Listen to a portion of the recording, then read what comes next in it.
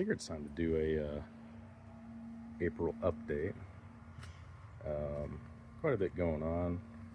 We got some fruit on trees. The red. I did that video on the, this what I thought was a Broncovino, which it may very well have some Broncovino blood in it, but it's, for all intents and purposes, essentially a red. There are some minor differences between this one and that one, but it could just be due to variety in the seedlings. But there's a lot of things flowering right now. And then let's see. I think I got some scarlet fruit. Yeah, there we go. There's some scarlet fruit in here. Look at that. A good little bundle. There's some up here. Probably some on there that I'm not even aware of, and it's already flowering again. The Anomaly's got some flowers popping up on it again. It hasn't fruited for me yet, but it does flower all the time. Let's see. This is the Nerceria cuspidata. No flowers yet, but I bet you it's going to have some flowers here soon. That thing's a little over 2 years old from seed. I'm kind of keeping an eye out on this Rosa de Pescos as well, because it's got a pretty beefy trunk on it. It's over 3 years old from seed, so keep an eye out from that. Let's see. I actually planted, so this is the Trunciflora Gigante variety. This is the cutting I took and rooted, and I actually put the one that I got the cutting from in the ground out front, and I'll show that. But yeah, so pretty much everything's doing well. Eugenias are flowering. This is the Stipitata. Hopefully we get some more fruit set this year, because I really like that fruit. But it's got a whole bunch of flowers on it. The Eugenia anthropophaga, this one is flowering for me. 2 years from seed. So I don't know if any fruit has set, but that one is flowering. I've got a couple of them around here, and I think that's the only one that's flowering. Oh, here we go. The Patomba tuba, crafted from Adam, is flowering. And I think it is setting fruit. Look at that flower, though. It's totally cool. And it smells amazing. Those are really strong trees. What else is going on? All the Jabos are doing good for the most part. Looking over here, there's some of the more rare seedlings. Oh yeah, I've got this, I posted this on the forums, but this Eugenia Kypora seedling, which is under 2 years old, has some flowers on it. So that's interesting. Hopefully the plant's not going to croak, but I think I've got some other ones. Like here's another one right next to it that looks a lot healthier, and it's not flowering at all. And there's another one over here that looks pretty healthy too. They're very slow growing. Yeah, here's the other one. This is the best looking one. I don't think they like their feet being too wet, and they like a little bit more shade, so that's something I've been learning about them. Some of these more wild varieties of Jabos, they're doing okay. This is like a hybrid here. It's pushed out some new growth that looks good, but it's not doing super great. Here's another Kypora, which is not doing super great, but again, that soil is pretty moist. But yeah, just looking. Okay, I've got there's no plant in that pot. I gotta go through and clean this all up, but I got like a little community pot of scarlets that looks like they need to be separated. They're starting to get a little disease being in there. Let's see if there's anything interesting. Oh yeah, here's my variegated Luke's Garcinia, and you can see the old growth on it's variegated. I'm still waiting on the new growth to harden off, but I think there's still like a slight variegation pattern on there, but it's hard to see with the as the leaf hardens off. You can kind of see there's like some splotches, so it looks like the pattern may hold. The giant mulchies are doing pretty good. They're actually turning out to be, I would say, equivalent to, at least in terms of difficulty taken care of and requirements, they're pretty much the same thing as a Cambuca. So, and actually, these pots are drying out a little bit, which is interesting, and they don't seem to mind it too bad. So I think Mulchy is probably a bit more hardy than I previously expected. I don't know what their cold tolerance is like, but they can't be. We're going to hit them with some water here because they're a little too dry for my liking. But they don't seem to mind the Tampa Bay area water from the hose. And I'm just going to hit them a little bit. Not too wet. They don't seem to mind the hose water here. But we'll see what it's like. I'll probably plant one of them in the ground at least, and see how tolerant they are to the cold. But so what else is going on? Got some blueberries coming in. This is the emerald. I've got a jewel in the ground outside, which is making fruit as well. Very small, very, very small blueberries. Let's see. Can't tell if there's a flower or not yet on this plant. Paulista grafted, might have some little nubbin flowers on it. Yeah, I think that's pretty much it for in the lanai. Let's go look at stuff outside. See the how things are recovering out here. The white, this is a Brochamel Jabo grown from seed here. It's doing pretty good. Probably need to hit it with some fertilizer. But it does pretty good in that spot. I wouldn't be surprised if we start getting flowers on this thing. It's old enough to keep an eye out, but we'll just keep our eyes out on it. But it doesn't look like thick enough. Usually they need to be a little bigger. This cow's doing okay. It's pretty dry right now. I don't think it likes that. I need to run the hose on it. There's starfruit that was unprotected. Has no damage on it. Just a little seedling that rooted into the ground and then grew back from the roots when I moved the pot. This red Jabo was completely unprotected in the storm, or the cold, and looks great. Looks better than it ever has, so they're pretty cold hardy. This little Sanford seedling is getting pretty big. I'd say it's doubled in size since last year, and it's already pushing out new growth, and look how green that is. It's such a nice plant. The Cambuca is looking really nice, virtually undamaged from the cold. I did have it covered though pretty well. So we're hoping for doubling in size this year. Let's see. Yeah, here's the starfruit up close. So this one completely unprotected, but I'm sure come July you won't even be able to tell that it was damaged this winter. Got some blackberries in here that are giving us some big fat fruits. Got some pumpkins growing back here this year. And the lemon drop mangosteen looks good. Pretty much undamaged from the cold. There's a couple of fruit set on it actually. So it's gonna be hard to keep the fruit on these right now because it's so dry. I'm trying to not, because there's watering restrictions, I'm trying not to water too much. Just as much as I need to keep them alive. So we might have some fruit drop off. But the seashore mangosteens made it through just fine in the cold. And again, all I did was cover them with, we had 6 mil plastic covering them with no heat source other than like a couple of 5-gallon buckets of water next to each trunk. So actually I put 1 5-gallon bucket there, 1 5-gallon bucket there. So the Garcinias seemed to have handled the cold pretty well as long as they were covered with the plastic. That seemed to have been the key. I don't think frost cloth was enough on its own, unless you had that like super heavy duty, like basically a blanket frost cloth. But here's my Estero Giant / Tice Mulberry. I did get one little fruit nugget off of it. Birds probably got the rest, but it didn't really have many this year. This is the, what is it? I got it last year around June. So it's been in the ground for about a year, and it was pretty small. So we're not really too worried about getting fruit off of it right now.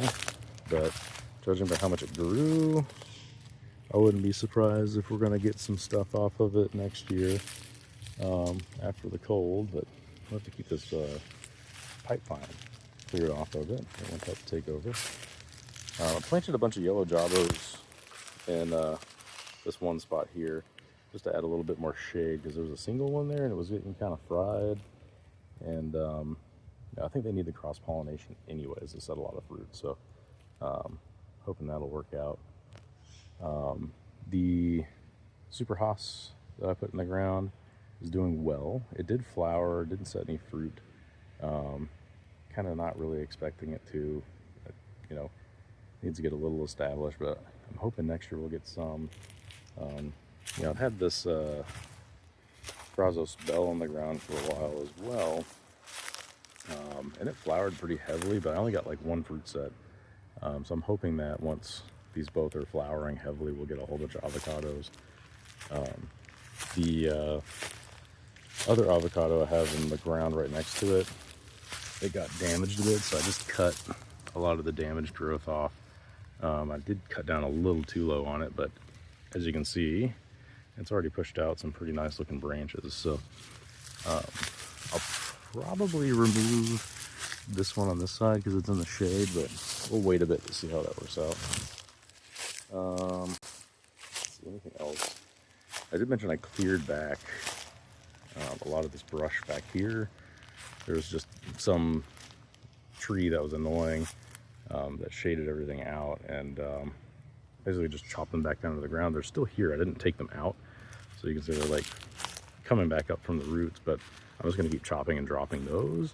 And in between them I put Ingavira, Ingavulpina. There's another Ingavira over there. So I'm hoping like the Ingas take over that role of shading everything out, so I can get the some nice chop and drop from that, and you know, some fruit instead of just leaves.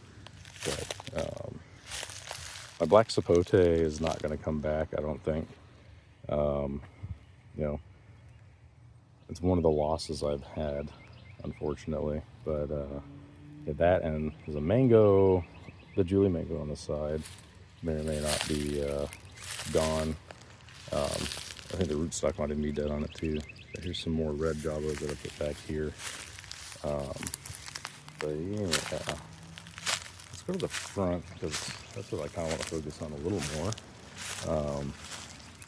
Since we've got most of our new things out there. There's a Centennial Kumquat, here's another Ingavulpina. Got the shade cloth out on these Garcinias down here because they were getting a little cooked in the sun, so helping them out a bit there. This is one of my Syzygium polycephalums here. So it's a little sunburnt because of that. It'll grow out of it, I'm pretty sure, but I got to keep it watered. The wax jambu's coming back from the roots. You know, so a surprisingly hardy tree is this Eugenia burkhartiana. I thought it was going to be a little more sensitive, but it seems to be pretty strong. It doesn't really mind the intense heat and sun and all that.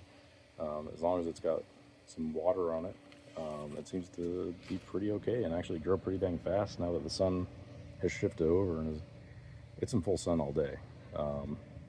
And it's not even getting sunburnt. So let's see, the red here is fine.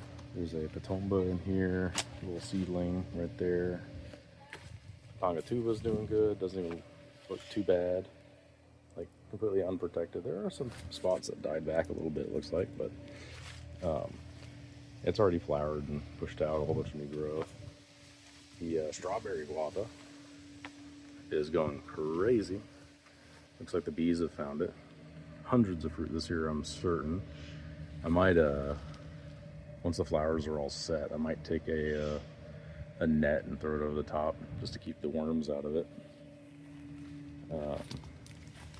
Let's go over here. There's my other Pongatuba doing good.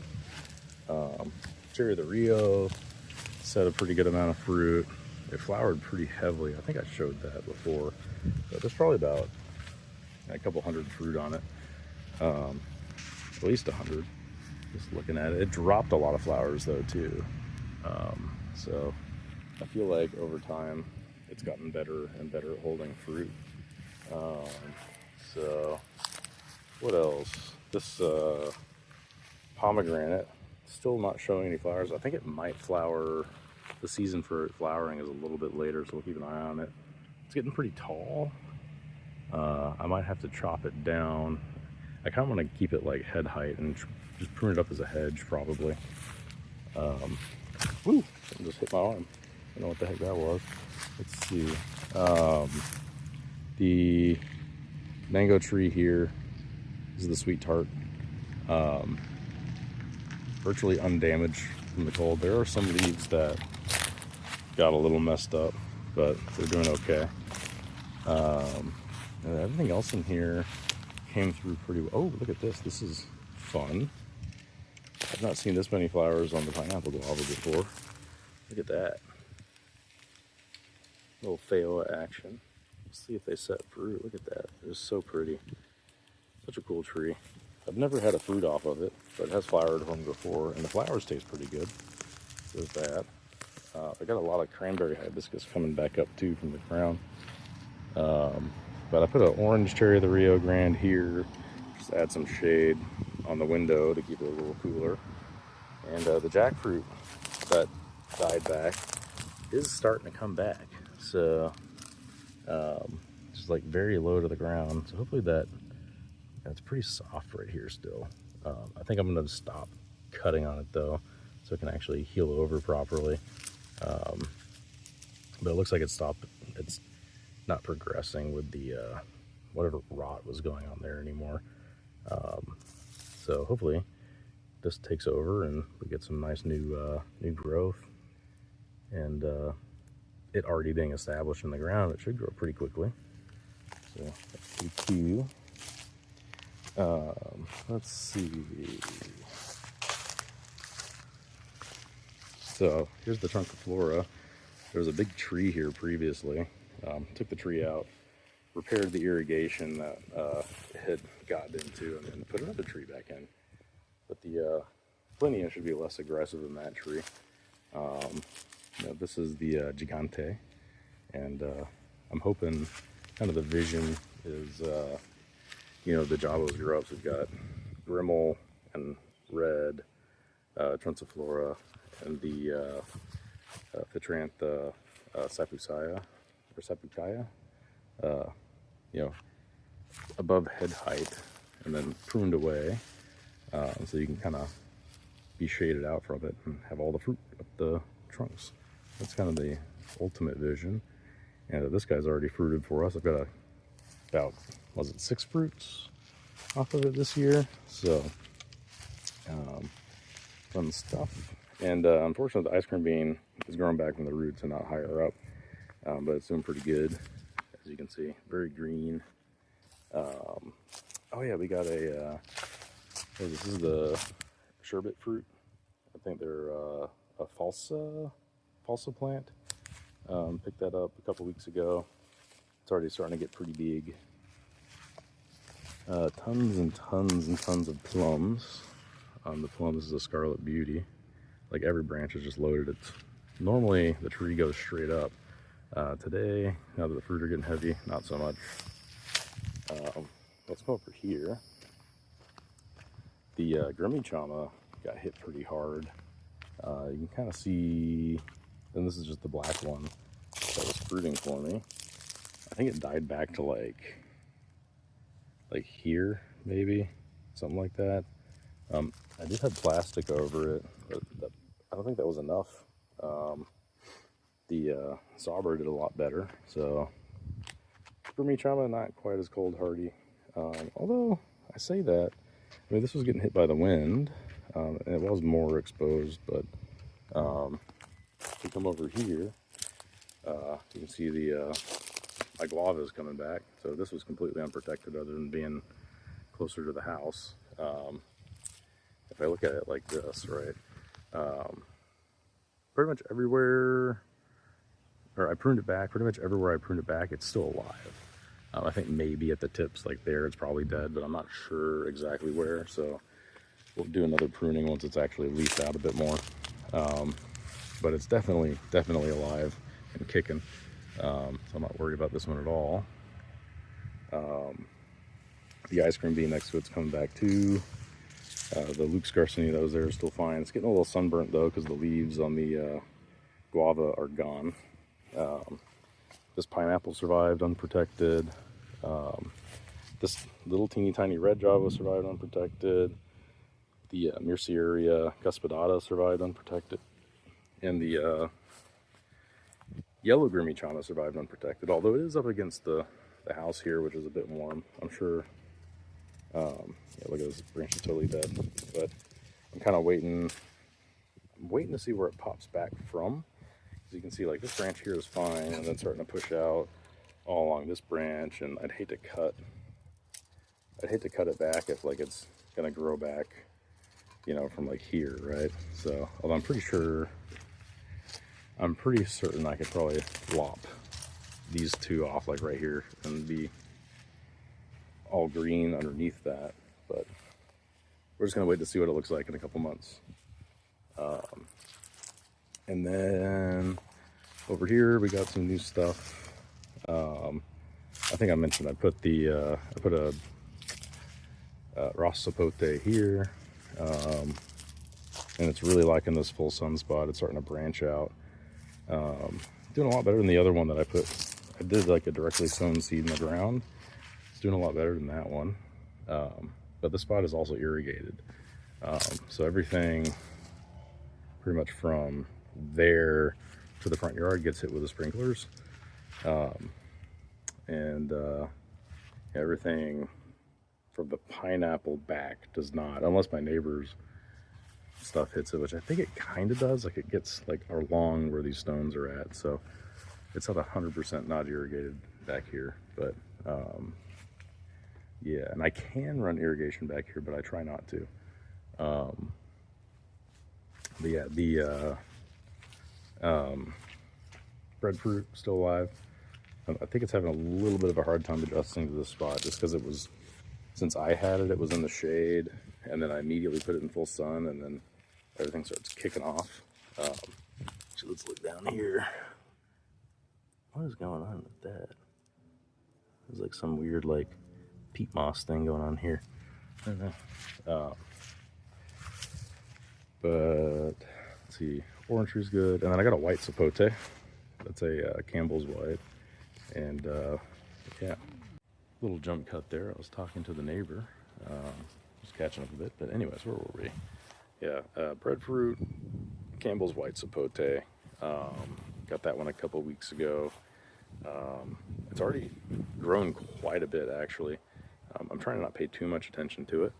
I do know that they are quite aggressive trees, but I'm okay with that. I want something back here. Like the idea is to have, you know, I want the sun off the side of the house. That'll reduce the power bill somewhat, I'm hoping. And we'll keep it trimmed away from the home. It's not going to be too tall. But yeah, they can be big trees, as I understand. So we'll keep that in mind. Same with the breadfruit, same with the Ross Sapote. Probably don't have to worry about that too much with the breadfruit or the Ross Sapote, because there's a high chance that they're not going to make it through the winters here. Ross Sapote will probably be okay. It'll live. Breadfruit, probably not, without some extra effort. So hopefully the breadfruit will stay, or be able to be kept smaller and covered and protected and all that. That's more of an experiment than anything. I just really like the way they look. I'm not really trying to get the fruit. It's just spur of the moment, why the hell not kind of decision, right? So, and if we get any root suckers off of it, maybe we can propagate it. Let's see, persimmon. We're finally getting some flowers on them.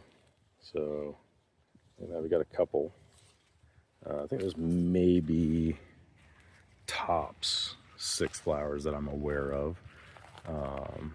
It mostly puts on green growth every year. But I do know, what is it? They can be like every other year they get like a heavy crop, like a bumper crop. So maybe it's one of those.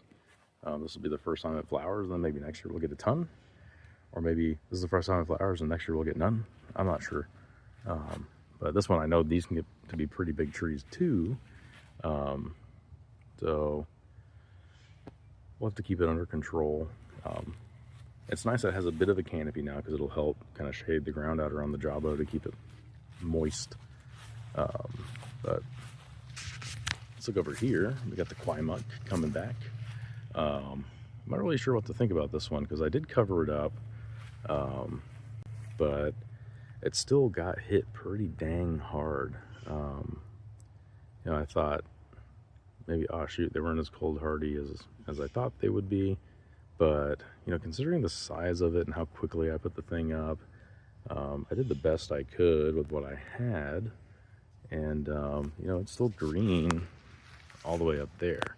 I'm not sure exactly which branches are dead yet because I keep seeing green pop up in new places every day. So we're gonna wait for it to look like it doesn't have any dead branches before we start pruning anything off. I think it'll be okay.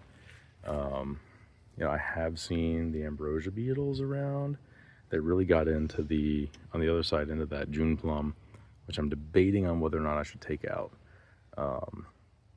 It is coming back, but it hasn't given me fruit, and it becomes like a huge tree, like very quickly. So I'm thinking of taking it out and putting something else over there that's a little bit more manageable and cold hardy. So like maybe another jawbo. But it does get pretty dang hot over there, and that tree provides some shade, so I'm a little torn. But anyways, yeah, so I did cover it. It came through. I do think if we don't get an intense cold like that again for a long time, this tree doesn't really need to be covered at all. It does so well. Like it's gonna come back like nothing happened. So let's see what else is going on. Yuzu's got a couple of fruits on it. I'm not sure how many, but it's looking pretty good this year. It's very nice and green. I think it's finally gotten established, and you know, the pests aren't as intense so far this year, so that's helping a lot. I haven't seen any, touch wood, of the greening causing insects. So I'm thinking the cold might have hurt them, their population a little bit this year. I'm sure they'll be back, but yeah, this Sabra's doing pretty freaking awesome. The largest jawbo that I have, probably the oldest one too. Let me get in here without poking my eyes out on this finger line. Just looking. Don't really see any bumps. Well, there are bumps, but I don't see any flowers. So probably not this year. That's okay. Take the Grimble giving me fruit as progress, but we also have quite a few finger limes forming on here. They should be getting ripe here soon too. I might have to prune this thing back. It's just out of control. I don't recommend planting finger limes right up against your house. And always wear glasses when you're, and probably thick gloves if you're pruning them too, because they freaking hurt. Like, the only reason I haven't removed these trees is because they're actually making fruit. I do like them. I just don't want them here. Could plant some jawbos here, right? But anyways, let's see. Got some blue. Here's the other blueberries I was talking about. A couple little fruits on there. Get the light. There we go. It's a little handful. Guaibiju made it through just fine, completely unprotected. Definitely zone 9B, probably 9A. I bet it would be fine. Beautiful tree. Haven't tried the fruit, but if the fruit's good, I hear it is if you get a good one. You know, throw it in the ground, right? Let's see. The Barbados cherry is coming back a little slowly. It's kind of interesting because it pushed out all this growth, and then it just got, maybe because the sun was too intense, maybe it just needs more rain, but it's dying back a little bit after pushing out. Like, some of it looked okay. Like, that looks good, right? But that looks not great. I don't know. This ginger made it through unprotected. The Rainforest Plum, Eugenia Candeliana is looking good. There's a orange Cherry of the Rio there too. The Plinia transiflora, Ribeiro de Cascais seedling right there, looking good. Little Maywalk kumquat seedling there. Here's a Eugenia piriformis this is the one that was flowering for me. The Achacha looks good. The heat and lack of rain is really hurting it pretty bad. This is usually like the time of year that it does really well. I mean, it looks fine, like at the new growth, but I've seen it look better. I think it needs the rain. I don't know. If I could run irrigation on it, I would, but we're under restrictions right now. This guy, the yellow Jabo, still alive. Let's see. Yeah, that's pretty much it. Oh, also this Katuk that I chopped back right before the cold, which probably wasn't the best idea, is coming back from low. And then also I noticed there's a bunch of like little Katuk seedlings everywhere. I was not anticipating that. So that's something to watch out for with the Katuk. I guess it makes for a good chop and drop, but I don't necessarily want all this plant matter that densely, so I have to keep that under control. What else? We got one orange sherbet nubbin on here, which may or may not turn into a fruit. We shall see. What else? This is the tropical apricot. It was still green up here. Ooh, actually it's feeling a little soft. So when I pruned it back, it was green up here, but it looks like it's dying back some more, but it's coming back from the roots. So, and there's like a little leaf here, which is kind of funky, but Eugenia anthropophaga can make it through that cold as well. Lemon Cattleya guava made it through the cold, completely unprotected. This Garcinia is fine. Lemon drop. Luke's Row, all good. I planted them after the cold though. I'm sure they would have been just as fine as the other Garcinia though.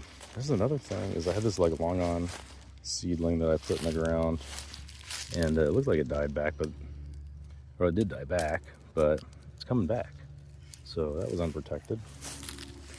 And yeah, that's pretty much it. The video's running on pretty long. Oh, all the bananas are looking good too.